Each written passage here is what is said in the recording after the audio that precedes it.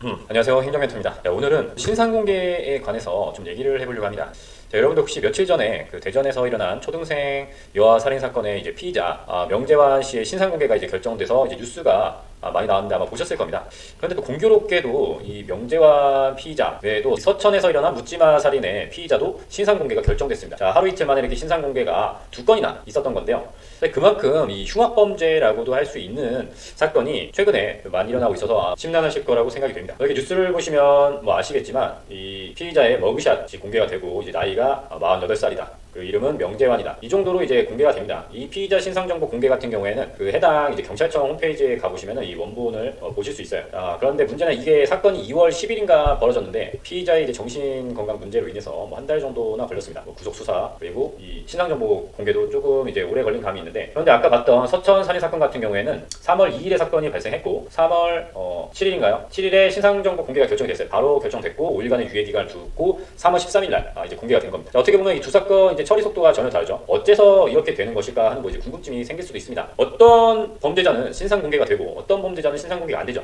물론 우리나라는 원래 신상 공개를 하지 않는 주의였습니다. 일본 같은 경우에는 피의자들 다 얼굴이 이제 방송에 노출되죠. 하지만 뭐 우리나라는 약간 개인 정보를 조금 더 중시하는, 인권을 중시한다고 해야 할까요? 아무튼 그런 주의였기 때문에 이런 신상 공개에 관한 기준이나 절차가 사실 제대로 확립이 안 되어 있었습니다. 그런데 이제 점점 흉악범죄에 대해서 국민의 알 권리 등을 이제 근거로 해서 신상 정보가 법적 근거 없이 이루어지긴 했습니다. 내부 지침으로. 그게 이제 2020년대 초반부터 이래 왔고요. 기사 하나 이제 댓글을 보면 뭐 다들 이제 공감하는 내용도 있으실 거고 아닌 내용도 있으시겠지만, 일단은 보통 이제 관상을 얘기하는 사람이 좀 있죠. 정신 이상자같이 생겼다. 네, 사실 뭐 아무런 과학적 근거는 없지만 이런 사건에는 이제 관상을 말하는 분들이 많죠. 관상으로 이제 알 수 있으면 범죄자를 다 격리하면 되는 거 아닙니까? 말이 안 되는데, 이 머그샷의 인상은 상당히 안 좋은데, 이제 초등학교 앨범 같은 데서 이제 사진을 찍어서 올리셨는데, 그냥 평범할 때 사진은 그냥 뭐 전혀 이상할 거 없습니다. 그렇죠? 그렇기 때문에 뭐 관상 얘기하시는 분은 좀 본인 얼굴부터 좀 이제 보셔야 될 것 같고요. 뭐 이제 뭐 범죄자 이 사람을 옹호하는 게 아니라 그냥 뭐 그렇게 생겨서 뭐 그렇게 될 사람은 이제 세상에 없다, 그런 걸 얘기하는 거죠. 자, 그리고 이제 범죄자 신상 정보 공개에 대해서 왜 이렇게 해야 되냐, 왜 허락을 받아야 되느냐라고 하는 허락을 받는 건 아닙니다. 뭐 인권파리 뭐 이런 거는 뭐 이제 감정적으로는 이제 이해가 되는 부분이고요. 자, 사형 집행을 좀 하자고 합니다. 뭔데 뭐 하면은 뭐 이제 좋겠다고 생각은 들지만 이제 범죄자 인도조약이라는 것도 걸려 있고 복잡하죠. 근데 뭐 그거는 조금 이제 뭐 공론화를 위해서 안 하니까 그런 부분은 좀 아쉽다고 생각이 됩니다. 그것도 이제 교사 뭐 정기적으로 정신질환 감정하고 뭐 이러는데, 정신질환으로 그렇게 뭐 막 가려낼 수 있다? 저는 뭐 회의적이기 때문에. 어쨌든 간에 이런 댓글을 보시면 뭐 여러 얘기가 나오고 있는데, 대체 이 신상 공개는 무슨 기준이고 무슨 절차냐? 뭐 기사 같은 거 검색해 보시면 쉽게 아실 수는 있거든요. 자, 우리가 법률을 이제 검색할 때는 어디서 하셔야 돼요? 물론 그냥 네이버에 검색을 하셔도 되지만 일단 기본적으로 이제 국가법령센터에서 치시면 금방 파악할 수가 있습니다. 자, 여기 보시면 중대범죄 신상공개법이라고 되어 있고 제정이 2023년입니다. 얼마 안 된 법이고 그 시행은 2024년 1월 25일부터, 즉 이때 사건부터 이 법이 적용이 됐겠죠. 부칙을 봐야지 정확히 알겠지만 기본적으로는 그럴 것이라고 보면 이게 시행된 지 1년 정도밖에 안 된 법입니다. 그러니까 아까 전에 처음에도 말씀드렸지만 예전에는 뭐 이제 신상정보 공개에 대한 뭐 이제 내부 지침 같은 걸로 이루어지고 있다가 이제 법이 이제 국회에서 통과가 돼서 요러한 범죄에 대해서는 신상정보 공개를 하겠다라고 이제 내용을 한 거죠. 그래서 이 내용은 별로 없습니다. 본문 이제 구조밖에 없죠. 그러니까 어떤 게 중대 범죄냐, 특정 중대 범죄라고 돼 있잖아요. 뭐 지금처럼 살인 사건은 당연히 들어가겠죠. 근데 여기 뭐 폭발물 사용해서 뭐 이런 것도 있어요. 조금 더 살펴봐야 되는 게 이제 신상정보 공개가 두 가지로 일단은 법조문이 나눠져 있는데, 하나는 피의자입니다. 피의자가 뭐죠? 이 자식이 범인인 것 같다라고 이제 생각되는 게 피의자죠. 여기가 의심, 이제 피가 수동 뭐 당하는 거니까. 그런데 이제 피고인도 있습니다. 이거는 이제 경찰 조사라고 보시면 되고, 요 밑에 피고인 같은 경우에는 검찰로 송치돼서 이제 고소가 된 상태를 의미한다고 보면 됩니다. 자, 그런데 이게 민감한 건 있죠. 왜냐하면 이 사람이 진짜 범인인지 아닌지 모른단 말이에요. 무죄 추정의 원칙이라는 게 적용이 되기 때문이죠. 다만 이번 제가 지금 하는 사건 같은 경우에는 이미 너무 CCTV도 있고 너무 뻔하기 때문에 그래서 뭐 공개도 결정되었지만 아닌 경우도 있기 때문에 그에 대한 보상도 있습니다. 혹시나 진짜 99%인 줄 알았는데 1%가 아니어서 뭐 보상할 수 있죠. 피고인도 보상을 받을 수 있고요. 이제 법률이 이제 제정되었을 때 보도자료 같은 걸 보시면 공개 대상이 그 경찰 조사 중에 피의자 였다라는 걸 또 여기서 알 수 있습니다. 피고인까지 확대되었기 때문에 검찰에서 이제 뭐 정보 공개를 할 수 있다, 뭐 이런 내용이었고, 뭐 자세한 내용은 뭐 넘어가겠습니다. 자, 그리고 이런 보도자료도 나오죠. 뭐 이제 여자친구 살해한 사건이었나요? 그 피의자 김레아라는 사람에 대한 신상 공개를 했다는 이제 보도자료입니다. 최초 피의자 신상 공개. 자, 그러니까 뭐 기소가 됐는데 피의자라고 해서 좀 헷갈리긴 하는데 어쨌든 간에 이렇게 지금 적용이 되고 있다라는 걸 볼 수 있습니다. 자, 그러면 이제 궁금하죠. 이 신상 공개 기준, 이제 중대범죄 피의자의 신상 정보를 공개할 수 있다라는 건 알았지만 기준은 뭐냐? 그냥 살인범이면 다 신상 정보를 공개해야 되느냐?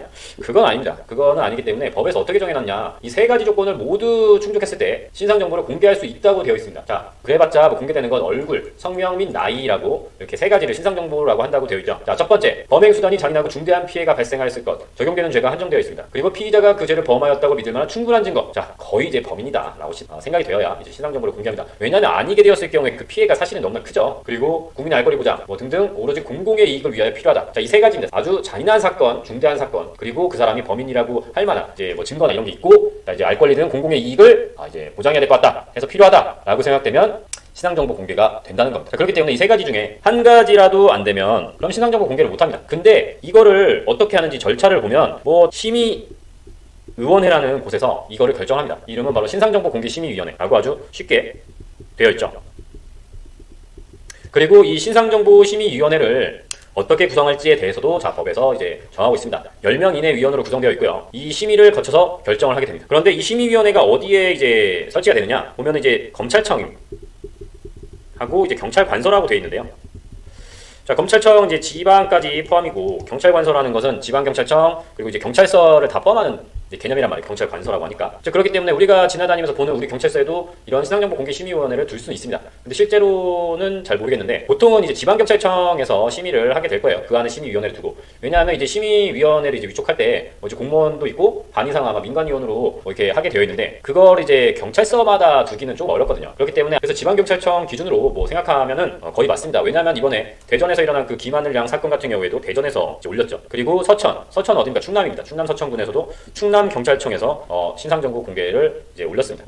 서천 사건을 보시면 아시겠지만 지방 경찰청에서 알아서 사건의 이제 중대성과 그런 걸 판단해서 심의위원회를 개최합니다. 개최한다고 하면 위원이 모이겠죠. 제적위원 과반수의 찬성이 있어야 됩니다.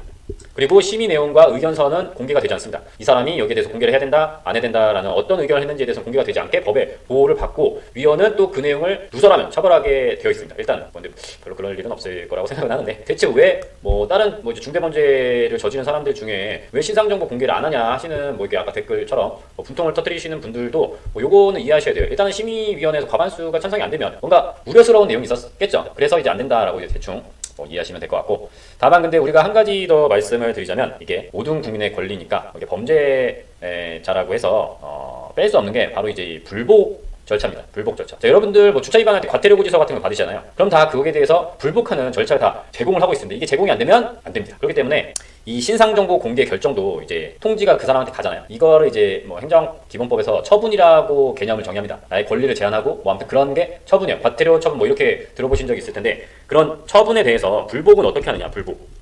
행정기본법이라는 게 제정이 됐기 때문에 똑같습니다. 어떻게? 행정심판이나 소송을 할 수가 있어요. 그래서 이전에 검색을 해보면 어떤 사람은 가처분 신청을 했습니다. 이거를 공개를 금지하는 가처분. 뭐 가처분이라는 거는 많이 들어보셨을 텐데, 급박한 상황일 때 이거를 하지 말아달라 뭐 이런 요청이거든요. 뭐 그거는 기각된 걸로 봤는데, 어쨌든 90일 이내 요거에 대해서 행정심판이나 행정소송을 할 수 있고요. 기사를 보면 욕은 이제 하지 않겠습니다만 근데 이 씨가 이 처분이 부당하다며 행정소송을 준비 중이다라는 이제 말도 안 되는 행태를 벌이고 있다는 점 한번 설명을 드렸습니다. 이렇게 불복은 할 수 있다.